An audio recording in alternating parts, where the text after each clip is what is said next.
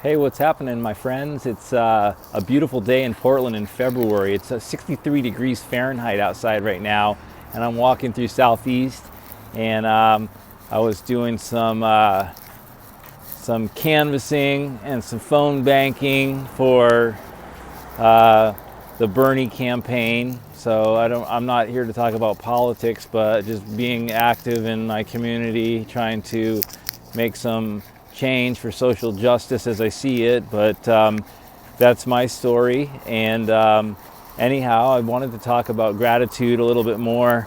I wanted to say that the more I've been grateful in my life and things that I've been doing each day, and opening my heart and feeling grateful for what I have and the blessings in my life, the better my health has gotten. So I started off doing a video blog series talking about how many days it's been since my diagnosis when I had my first grand mal seizures back in September of 2013.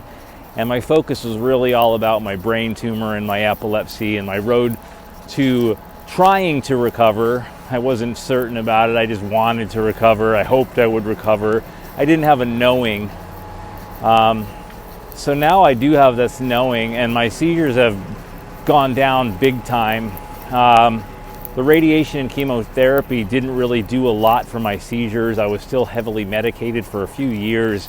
It wasn't until I really took my life into my own hands and started feeling grateful for what I have in my life that things really started to shift. And it feels miraculous, but it really isn't a miracle because there's a lot of work that went into this. And the work is every day. It's not like super heavy lifting, but there is some lifting and there's some exercise involved in this whole regimen.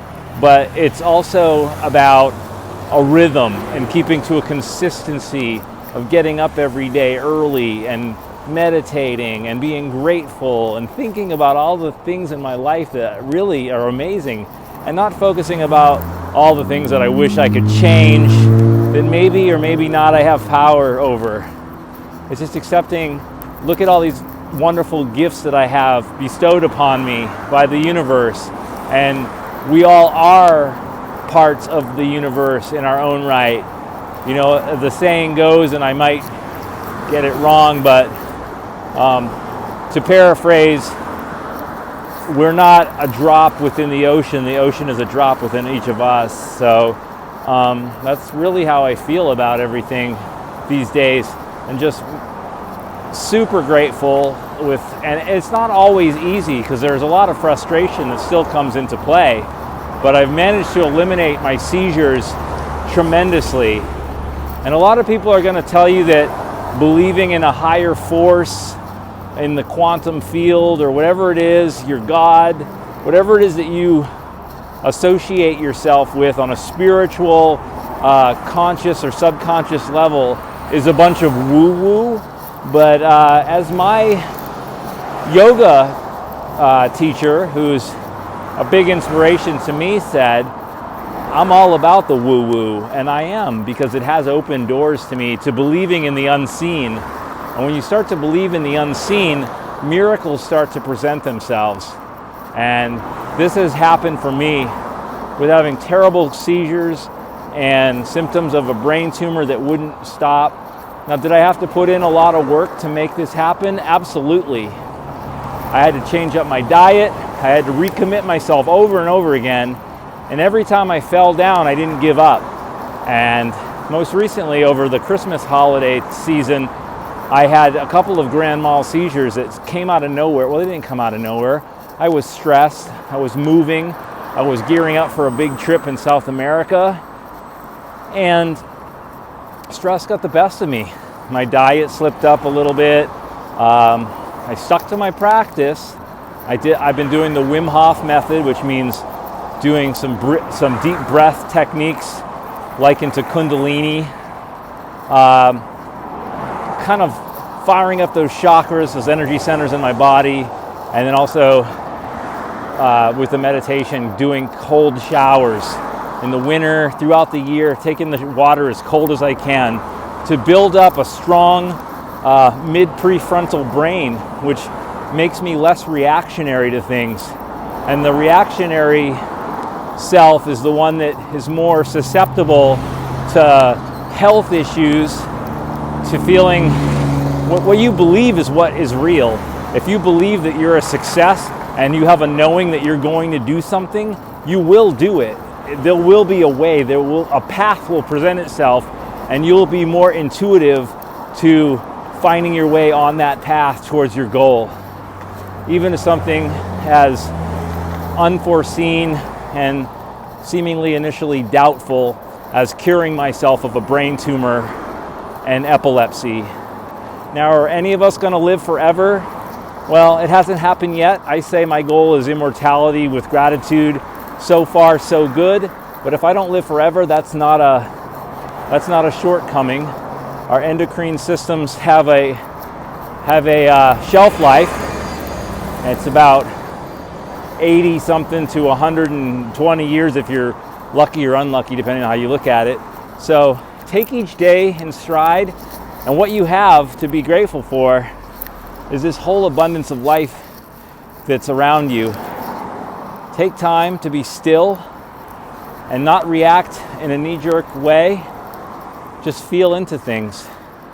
And with meditation and stillness and a sense of deep gratitude, things can change for you in a way that you never expected.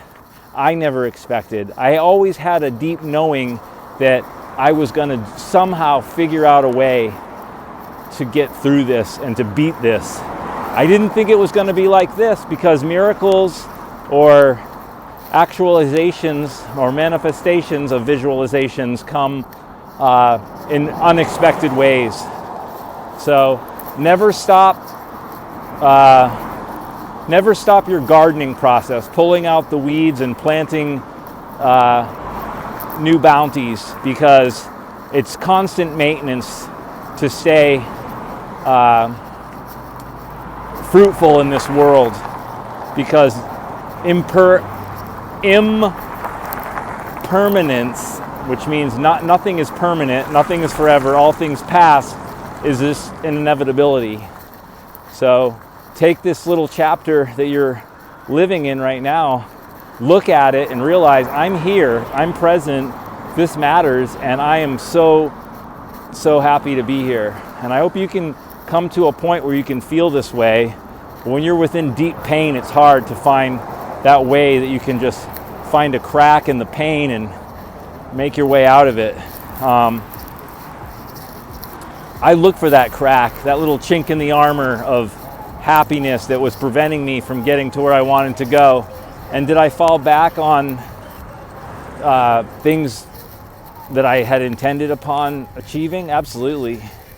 I still do. I still find that I come up short in life, but I come up short less and less. The more work you put in, and the more positive intentions and appreciation and gratitude for everything that you are surrounded with, the more you'll see the positive things that are worth being grateful for. So that's kind of what you probably already knew on a level inside yourself, but I just wanted to use myself as an example of how you can overcome anything in your life, or you can achieve anything in your life if you want to. If you have an inner knowing and an inner belief that you can do it, it will happen. Means of achieving these things will present themselves. They have for me, and I'm so grateful. But tomorrow could throw a big monkey wrench in the gears, and everything could be turned upside down. And